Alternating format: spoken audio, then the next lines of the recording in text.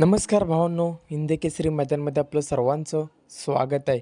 भावांनो, आज मौजे सासवडचं मैदान आणि या मैदानामध्ये रती महारथी पळण्यासाठी आलेले आहेत. तसंच फॉर्च्युनरचा मानकरी म्हणजेच हिंगोलीकरांचा सर्जा.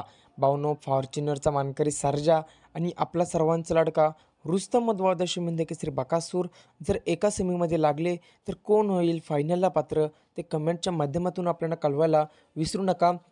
आणि या व्हिडिओच्या माध्यमातून मी तुम्हाला सांगणार आहे कोण कमी सेकंडमध्ये गटपात झाला. भावांनो, नक्कीच हिंगोलीचा सर्जा देखील टॉपलाच पळतोय. जयंत केसरी मैदानामध्ये देखील गुलाल घेतला होता या सर्जाने. आणि फॉर्च्युनर म्हणजे श्रीनाथ केसरी मैदानामध्ये एक नंबरचा मानकरी होता तो सर्जा. आणि आपला लाडका बकासूर. भावांनो, द्वादश हिंद केसरी असलेला हा बकासूर, थार गाडीचा मानकरी असणारा हा बकासूर आज मौजे सासवड मैदानामध्ये पळताना दिसाला गट क्रमांक 17मध्ये. तसाच भावांनो, हिंगोलीचा सर्जा, हिंगोलीकरांचा सर्जा गट क्रमांक 16मध्ये पळताना दिसला. आणि त्याच्या पैऱ्याचं नाव आपल्याला काही समजलं नाही, परंतु बकासूरच्या पैऱ्याकरांचं नाव होता म्हणजेच लक्षा. भावांनो, लक्षा आणि बकासूर हा जोड 17मध्ये पळताना दिसाला. तसाच हिंगोलीकरांचा सर्जा गट क्रमांक 16मध्ये पळताना दिसाला. तर भावांनो, नक्कीच सर्जा, हिंगोलीकरांचा सर्जा किती सेकंडमध्ये गटपात झाला, तर भावांनो 22 सेकंडमध्ये आपला सर्वांचा लाडका सर्जा गटपात झाला.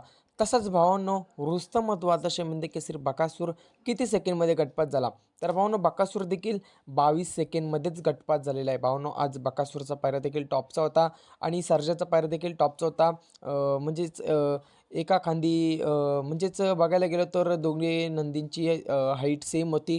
आणि तसंच भावांनो, बकासूर देखील आजच्या टॉपच्या पायऱ्यामध्ये पळताना दिसायला.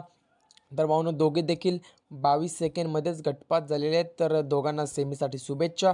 जर एका सेमीमध्ये लागले तर कोण होणार फायनलला पात्र, कमेंट्सच्या माध्यमातून कळवायला विसरू नका. असेच बैलगाडी क्षेत्रातले नवीन नवीन अपडेट्स आपल्या चॅनलवरती येत राहतात.